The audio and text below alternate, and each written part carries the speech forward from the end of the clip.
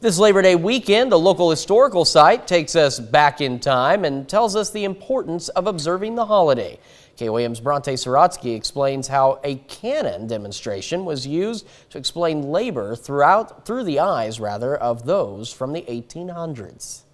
This Labor Day weekend, Forest Daters have an opportunity to be transported back in time. We're celebrating Labor Day.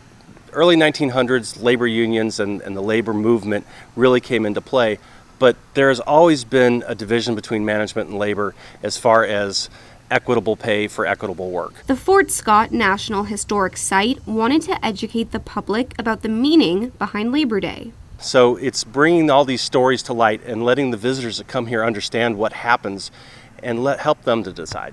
Which included walking tours around the site. You get to see all the different areas where people worked and where people congregated, everything from where they cooked to where the officers lived and worked to where we have the artillery. The last demonstration of the day was a cannon used to show the labor of the fort. The Dragoons here at Fort Scott had a cannon. Here it was mainly here for ceremonial purposes, but we usually on the weekends when we have reenactments try to fire it. It's very popular. Usually have nice crowds to see it go boom. Ultimately, the historic site's goal was to show how important the fort is to American history.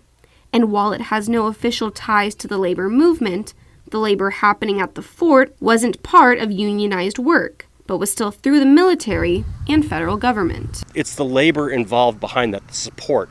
No activity can happen without support of the labor movement. In Fort Scott, Bronte Sorotsky, KOAM News.